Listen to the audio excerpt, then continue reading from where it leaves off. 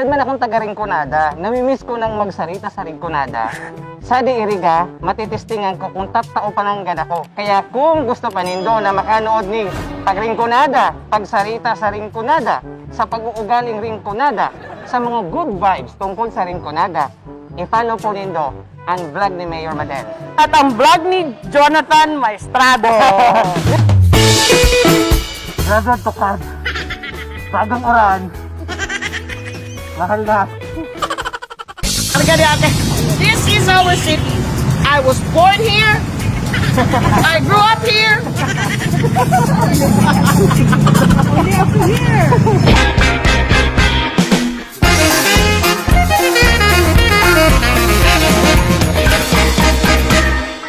Lord!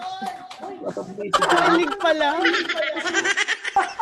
Mga ina daw po, uya po kami sa San Juan Covered Court. In-invite po kami kan distribution kang goods for the PWDs. Actually, ini activity na ini galing sa private sector na Opo. sinuportahan ng local government unit. Actually, pasalamat kami sa pamilyang mga Lee kasi si Elmer Lee, pito sinda magturugang tapos halos gabos abroad sinda. Parang sabi nila it's payback time kasi madakulo naman sindang benefits and blessings.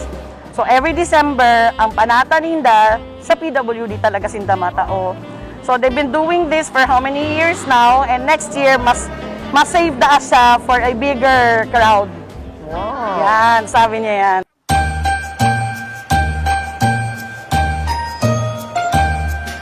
Ako po si Helen Lee Angeles. Representar ako kantugang ko. Duman sa Oregon. Dahil baga makaigdi, 10 kami, ako lang ang igdi. Ikaduwang taon na ini.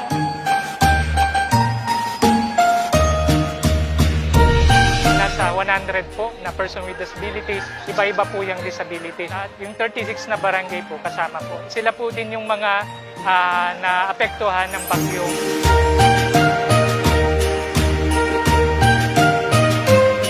Salamat kami ng malaki kay Sir Elmer kasi nagbigay siya ng mga maagang pamasko niya sa mga person with disability. Maganda yung connection ng yung city government sa mga Irigeños overseas. Magayon. Kaya when it comes to assistance siguro sa mga iba-ibang mga sectors, madali kitang nakaka-connect sa inda. Actually, madali pong makakonect sa inda, mga different sectors. Lalong-lalo na ang mga PWDs, tapos ang mga kababaihan. Madali po, taigwaman sindang mga advocacies. So, tapos may organisasyon man sinda sa Amerika na mga advocacies sinda, iba-iba. So, igwang matabang sa PWD, igwang matabang sa mga OFWs man na repatriate. Okay. Tapos igwaman organization na nagtatabang sa mga livelihood programs man sa barangay. Okay. So, igwang nga ni akong friend na nasa New York, nag-organize siya ngunyan kasi gusto niyang tabangan itong livelihood ng barangay, mga 4 pilot projects 4 barangays na backyard farming, backyard hog raising. Napapanahon pati. Panahon, opo. Sa loob ng Iriga City, ma'am, tira ang naka-register kang mga PWDs. Ang naka-register as of now is 2,000 plus. Tapos sabi ko dapat mag-extensive recruit din para makuha kung pira talaga gabos. And so far ako sa hiling ko mga 4,000 gabos yan and 5,000. So pero ngunyan ang naka-register 2,000 plus. So bago na ibayad ko po kaya na nagpaparalakpakan itong mga CRW. Opo. Explain sa muya, ma'am, kung ano ang function ninda sa mga bawat barangay. Grabe ang function ninda. Nahihirak nga ni ako Ikaw mga barangays, nahararayo talaga ang mga houses, pero and yet nagsasacrifice talaga sindang nagduduman para bisitahon ninda. Ginigibo yan kang CRW. Although maski dikit lang ang nakukuha ninda. Honorarium sa city is 1,000 a month. Tapos sa barangay, igwaman sindang nakukuha. So that alone, dikit na lang nakukuha ninda pero they're not expecting anything in return sa pagtabang lang digdi sa mga PWD. Ako po si Evelyn Cabaltera Molinyawi, isang CRW, President kang 36 Barangay CRW. Kami po ang nagtatabang kang mga CRW sa lambang barangay. Kami po naghahanap kung anong mga problema ng PWD, i-refer namin sa tamang institusyon halimbawa sa mental, o kung anong pangangaipon ninda. Kung ano man mga programa ni Mayor Madel, kami nakasuporta. Kaiba po ang mga PWD, maugma po sindang nakakaluwa sa arog kainin na permisirang sa harong. Kami po ang nagtatabang para po sila matabangan kung walang wheelchair, i-refer namin. Pag may crutches, kaipuan, tinatabangan namin. Tapos sa mga deaf and mute, tinatabangan namin para ipa-opera.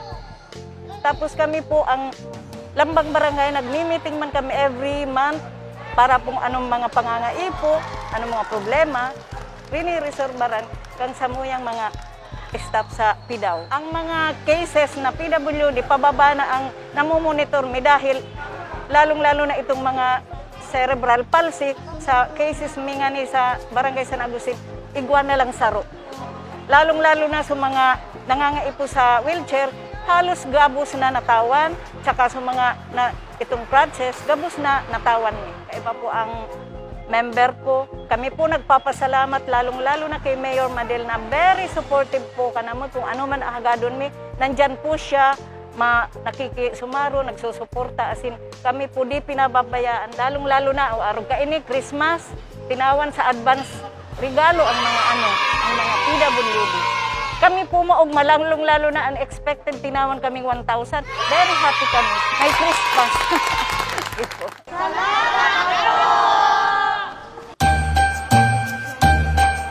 Ang PWD kaya aram po nindo asaro yan sa harani sa puso ko. Kaya mahal na mahal ko ang mga PWDs. Kaya anything na i-request kang head, si Gadi, suportado mo yan. So sabi niya, igwang Christmas gifts, igwang mga activities, naggagastos talaga ang syudad, naglalakbay aral sinda, nag-iikot sinda digdi sa buong Bicol region. So, minsan pag nag-a-attend sindang seminar sa Manila, na-support kita sa Inda, gabos yan, sinusuportahan ta. And right now, igwa kitang rehab center na ginigibo para sa Inda. Libre po ang PT dyan, libreng mag-exercise, gabos po tutukduan sinda kang PT. Sa intapig ko kasi fund para duman sa building para sa mga persons with disabilities. Opo, una sa AIP-ME, so iba po sa DSWD, so iba sa GAD. Pero igwa man po kita mga donors na mga private organizations, private corporations para duman sa mga gamit. So, ngunyan nakakuha na kami sa Sea Oil. Nagkakalat na lang kaming matapos itong rehab center. Magdodonate po sinda ng 100,000 pesos po duman sa gamit. So itong free physical therapy, ano po yan? I-employ ninyo itong I-hire na po yan kang city para igwa kitang PT para pwede kitang rehab kang mga PWDs. Yung rehabilitation center po ay supposed to be po na matapos po siya ngayon na taon po, end of December. We are hoping po na mapinish na po siya para maging functional na po siya next year po. Actually po madami pong matutulungan po nun since ang mga services, lalo na yung physical therapy management ay may bibigay po natin sa sa mga taong may kapansanan, lalo na yung may mga physically impairment, ma-avail po nila mga services na libre po. Very supportive po talaga ang mayor namin, si Mayor Madeline Eurobe Alpelor. Kahit anong programa na nilalapit namin sa kanya, inaaprubahan niya para sa mga may mga kapansanan. And then, pag may mga NGO po kaya, lalo na yung mga civil organization, maganda kasi na nakikipag-partner po ako sa kanila na bibuild ko po yung relationship namin kasi bumubuhos po yung mga sponsorship lumalapit sa amin para tumulong po sa mga taong may kapansanan. Kung nami-mention po nindo na daiman din ginugusto pero nasasadlak sinda sa mga araw kay itong mga insidente. Ano itong long-term na programa kang syudad tanganing maiwasan tanad itong mga araw kato? Po. Una po, information dissemination talaga, prenatal care. Kasi minsan, usually sa conception, dyan nangyayari. So dapat igwang prenatal care, nagbabantay na kita kayan. Tapos ining rehab, kasi pag iyon na, dapat i-rehab siya. So, they cannot afford to pay sa rehab. So, kita na mataoning libre. Tapos, igwa pa po kita itong mga livelihood programs for them kung nagtatao kaming starter kit. So, kung kaya nindo, anong hilig nindo, mag-bake, magluto, gusto nindong mag-computer, gusto nindong mag-adal ning pagpakaray ning cellphone, pag-ayos ning cellphone. So, gabos yan, kung gusto ninda yan, tinutugdoan may sinda, tapos igwa sindang starter kit. Okay. So, pwede magsimula yan sa pangkabuhayan maninda. So, these are all the long-term programs for all our PWDs. And mananauman ninda yan sa imo. Iyo po, kapadabang-padaba ko po ang PWD. There comes a time na every birthday ko, sa inda ako nagsa-celebrate. Kasi mas namumuya ako. Kaya pala Mahal na mahal ko mga yan. Kaya pala nagkasubago, so mga kapamilya ka mga PWD nakapapasana all. Opo. Salamat po sa mga nag-sponsor ka na mo kay Kimetso family po ni Elmer Lee, saka po kay Mayor. Salamat po kanino namin. Dako lang pong tabang may sa pamilya may Arugado. Lalo na po sa pamilya kong may aki ako, makatabangan po lalo na muna may Christmas ko. Good vibes! Pemi lang kitang good vibes, positive, and good news. Kung gabos na mga accomplishments, achievements kang iriga, at saka digdi sa rinconada, maikot kita, Jo. Sure! Tapos maikot kita para mahilita kung ano ang pwede tang i-promote na matabang kita para ma-promote man ang gabos na rinconada at saka ang iriga city, lalong-lalo na. Alright, thank you! Thank See you! next time.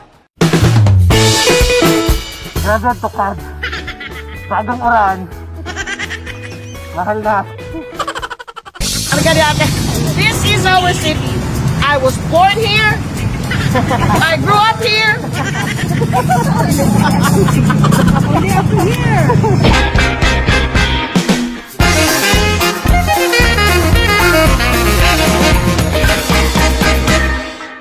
Lord! Kilig pa lang.